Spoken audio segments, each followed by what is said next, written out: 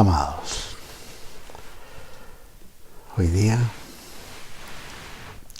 vamos a tomar la última parte del capítulo 2 de la epístola del apóstol Pablo a su discípulo Tito, que está pastoreando la iglesia en la isla de Creta. Estamos en el año 64 de nuestra era. Y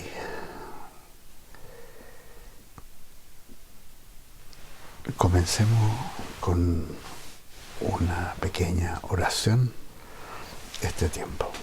Si pudieran cerrar sus ojos y nos acercamos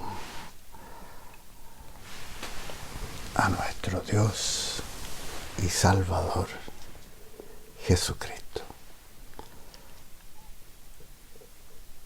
Te damos gracias, Señor, por este día precioso en que podemos leer la palabra de Dios,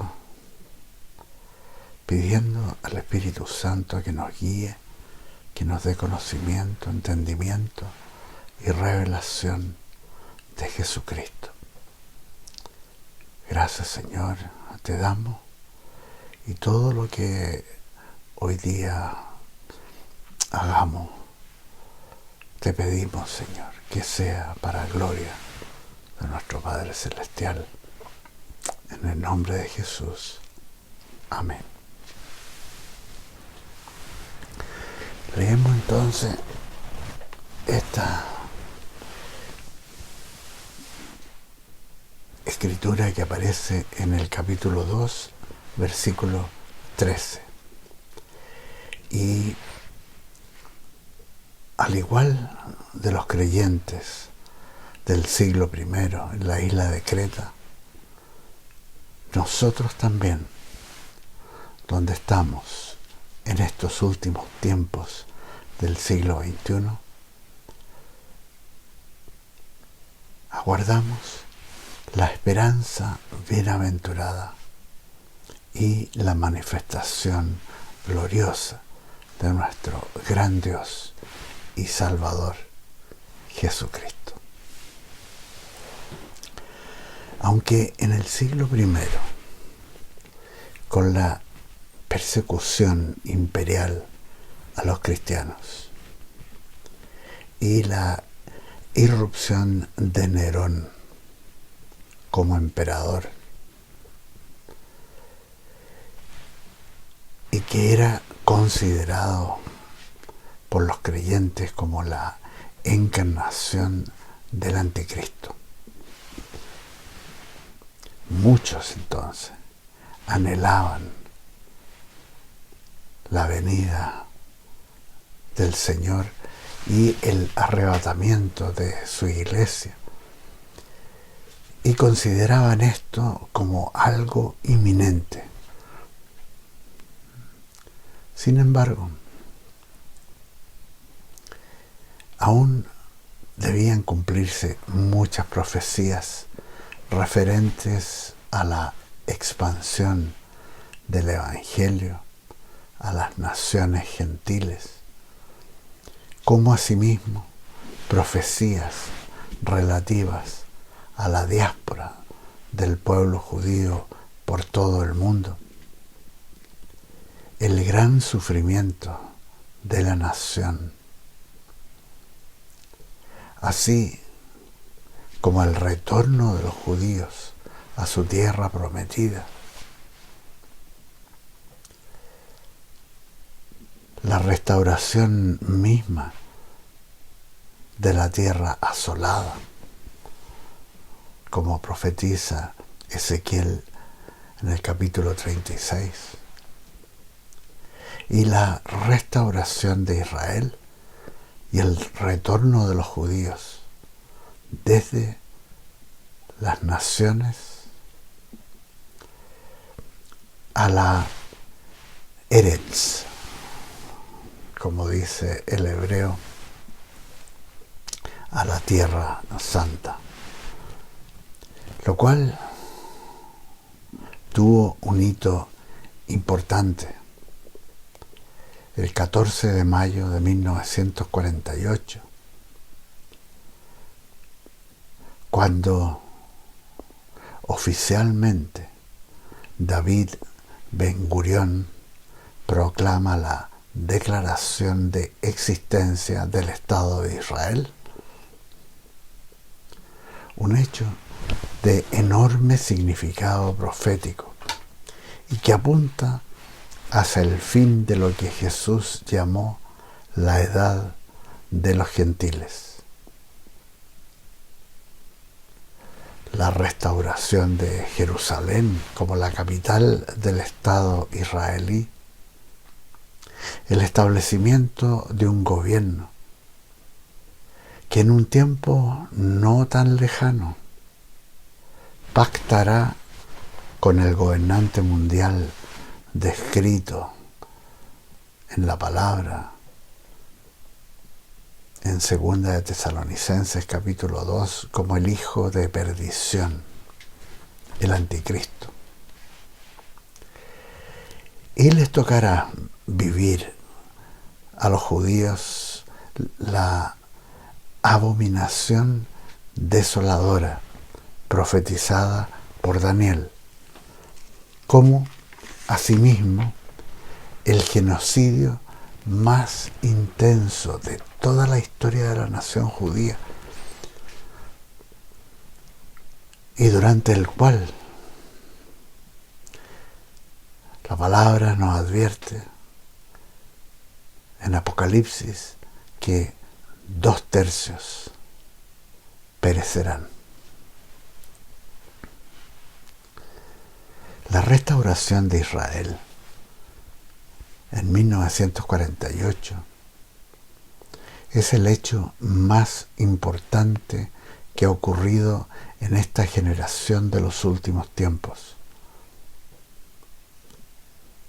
A nosotros, esto nos lleva a mirar a lo alto,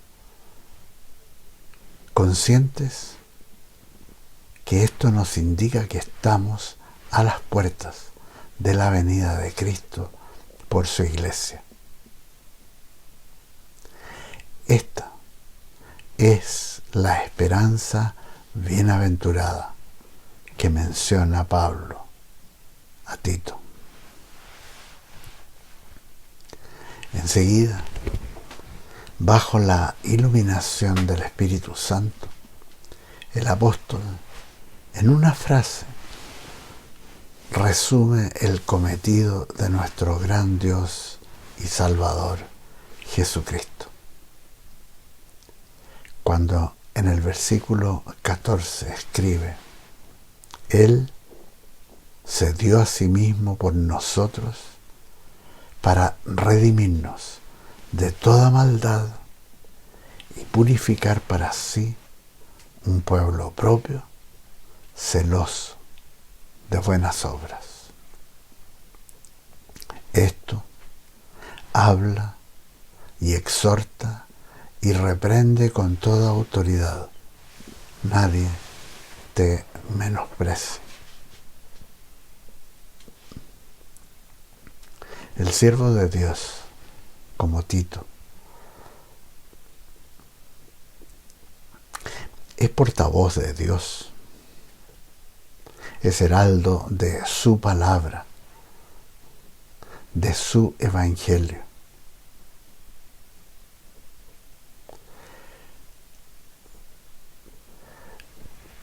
Y en el caso de Tito, su ministerio era proclamar lo que Dios quería comunicar a esa generación. Y esto lo hace con sus siervos, en toda generación, a través de los siglos. Su gracia derramada a nosotros, pecadores, que fuimos de toda maldad, quienes al creer y arrepentirnos fuimos trasladados a su reino, apartados y hechos parte de su pueblo, con el propósito de ser purificados, santificados, dando fruto del Espíritu Santo con buenas obras, dispuestas por Dios para que caminásemos en ellas. Ya no más identificados con un mundo perverso, violento, homicida, que en su totalidad opera, siente, se mueve conforme al príncipe de la potestad del aire, ese espíritu que opera en los hijos de desobediencia. El apóstol Juan, en su primera carta, en el capítulo 5, en el versículo 19, nos escribe: y el mundo entero está bajo el maligno. O sea, también, por una parte, por el apóstol Juan, por otra, por el apóstol Pablo, se nos dice que de todo ese dominio, de toda esa opresión satánica del mundo, Jesucristo nos ha redimido y puesto en su glorioso reino para buenas obras, para hacer aquello que es de fe, toda obra que es agradable a Dios, viviendo ahora conforme al Hijo de Dios, nuestro gran Dios y Salvador, Jesucristo. Pasamos ahora al capítulo 3. Vamos a ir de a poco. En el versículo 1 leemos instrucciones para todos los miembros de la iglesia. Escribe Pablo: recuérdales que se sujeten a los gobernantes y autoridades, que obedezcan, que estén dispuestos a toda buena obra. Lo cual alude a que los creyentes vivan de acuerdo a los principios básicos del reino de Dios, donde opera precisamente la sujeción y la obediencia, con disposición a hacer la voluntad de Dios. En contraste, el mundo del cual hemos sido sacados, aunque estemos todavía en el mundo, ya no somos del mundo, que está bajo el maligno, que opera bajo el principio de rebelión, el principio de desobediencia y el principio de ignorar a Dios. Entonces, queda claro que qué ha de hacer en una congregación el creyente. Debe estar en sujeción a las autoridades y obedecer, atento a hacer la voluntad de Dios como parte del pueblo adquirido por el Señor. En el versículo 2 dice que a nadie difamen, que no sean amigos de contiendas, sino amables, mostrando toda mansedumbre para con toda la humanidad. Aquí vemos que la persona que ha nacido del Espíritu, nacido de lo alto, con una conversión genuina a Cristo, va a mostrar el fruto del Espíritu, tal como aparece en Gálatas 5:22. Va a mostrar amor, ese amor agape del Señor, gozo, paz, paciencia, benignidad, bondad, fe, mansedumbre y dominio propio, o sea, templanza. Entonces, cuando aparece alguien en una iglesia que difama, esto es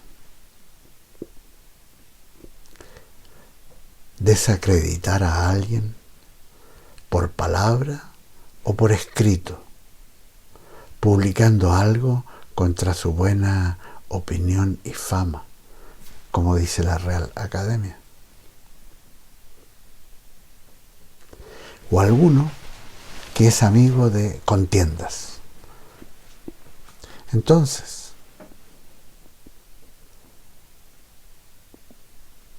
si aparece alguien así, se ha de alertar a los pastores, a las autoridades en la iglesia, para entrar a deshacer la obra del diablo, quien constantemente trata de destruir la obra de Dios. Y es importante actuar en esto, que los creyentes en la iglesia eviten tener una actitud pasiva que evita involucrarse. Pues esto sería, de hecho, hacerse partícipe de la obra de las tinieblas. Escribe Pablo en el versículo 3. Nosotros también éramos en otro tiempo insensatos, rebeldes, extraviados, esclavos de placeres y deleites diversos, viviendo en malicia y envidia, odiados y odiándonos unos a otros. Esto describe con bastante exactitud nuestras vidas antes de conocer a Cristo.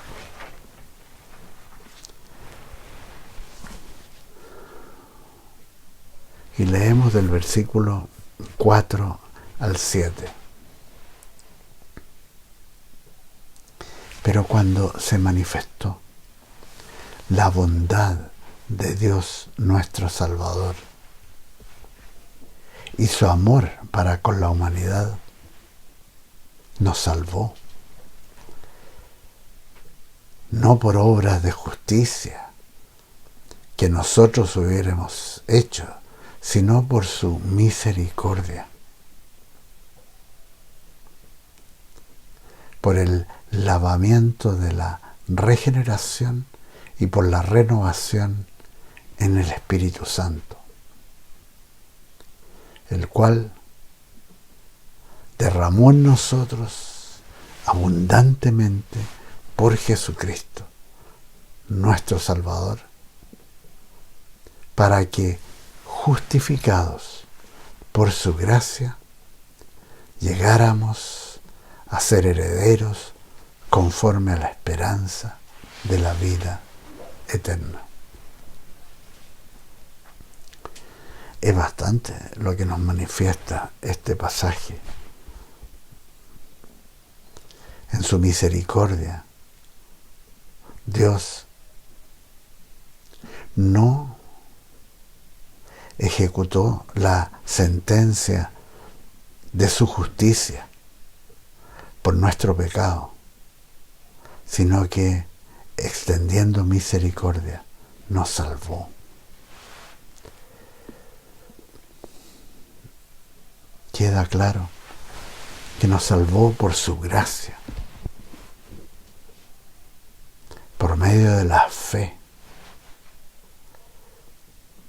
y en ningún caso por ninguna obra que nosotros hayamos hecho.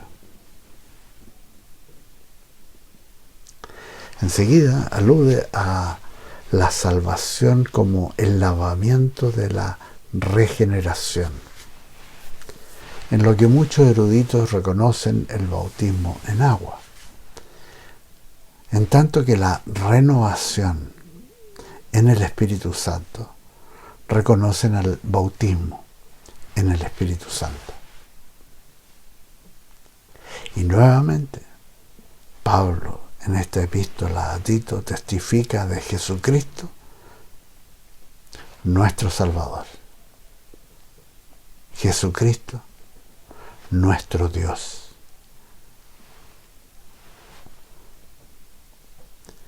Y habla Pablo de la justificación. Esto es el que Dios nos cuente como justos frente a Él por haber creído en la justicia de Dios para nuestras vidas por medio de la fe en Jesucristo.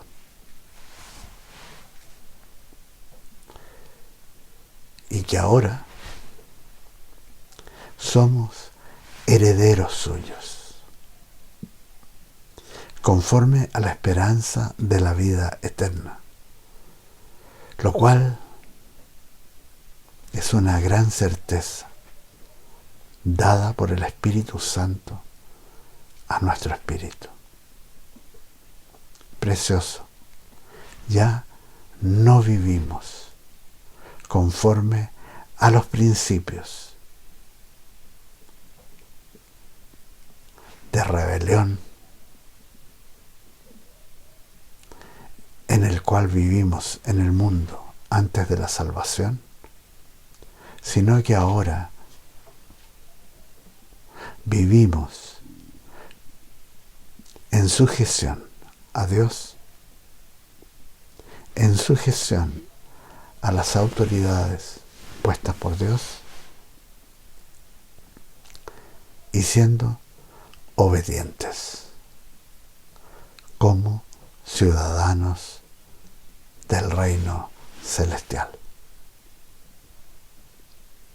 Gracias, Señor,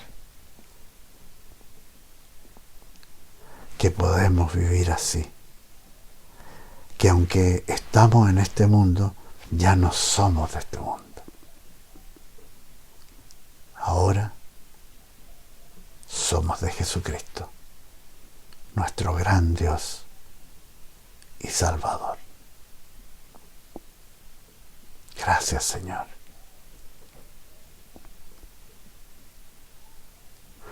Hasta aquí llegamos hoy. Nos vemos la próxima semana. Que el Señor los bendiga. Amén. Amén.